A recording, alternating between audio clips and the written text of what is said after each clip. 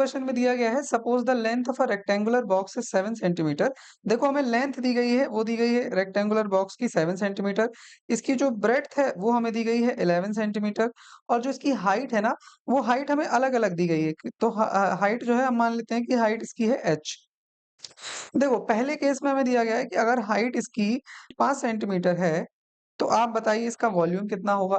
तो यार वॉल्यूम तो हमें पता है ना रेक्टेंगुलर बॉक्स का, वो क्या होता है? वॉल्यूम होता है रेक्टेंगुलर बॉक्स का, वो होता है length into breadth into height, मतलब तीनों को मल्टीप्लाई कर देंगे तो बन जाएगा। देखो लेंथ इसकी बन जाएगी 7, ब्रेड्थ इसकी 11 और हाइट इसकी दे दी है हमें 5। टोटल हमारा कितना आ जाएगा?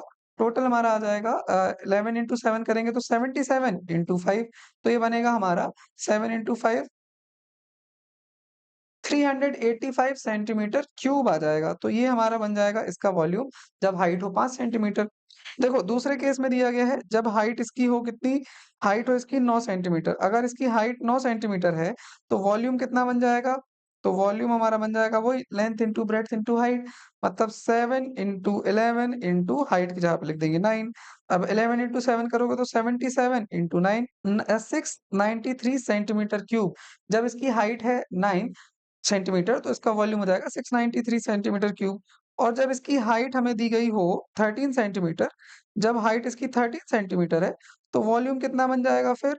तो फिर वॉल्यूम बन जाएगा 7 इंटू 11 इंटू 13। तो हम इसको मल्टीप्लाई कर लेते हैं तो 11 13 को 7 से मल्टीप्लाई करते हैं तो बनेगा 91 इंटू 11। जब 91 इंटू 11 करेंगे तो बनेगा 10 1001 सेंटीमीटर क्यूब। तो देखो इस तरीके से हमें तीनों केसेस पे वॉल्यूम पता चल गया।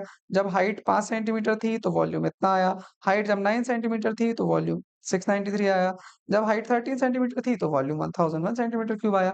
अब वो हमसे बोल रहा है कि इसी का लीनियर पैटर्न बताइए। तो लीनियर पैटर्न कितना है? जब हाइट हम मान लेते हैं कि h है, हाइट कितनी है? h, हाइट इसकी h है, तो वॉल्यूम कितना आ जाएगा? देखो 7 इंटू 11 इंटू h, तो 11 इंटू 7 मतलब 77 इंटू h।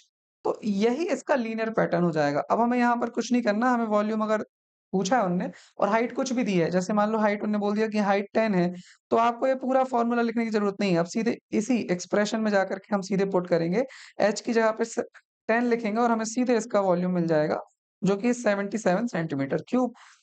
तो देखो अब यही इसका लीनियर एक्सप्रेशन हो गया ना 77h। बस यहीं पर ये क्वेश्चन हो जाता है सॉल्व। अब इसको हम लेकिन फॉर्मली कैसे लिखेंगे, एग्जाम में कैसे लिखेंगे, वो भी हम देख लेते हैं।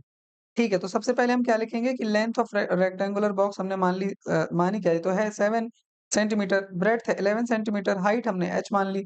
तो वॉल्यूम क्या हो जाएगा रेक्टेंगुलर बॉक्स का? Length into breadth into height. अब पहला केस है, हमने देखो किया है पूरे क्वेश्चन, लेकिन इसको फॉर्मली लिखना सिखा रहे हैं।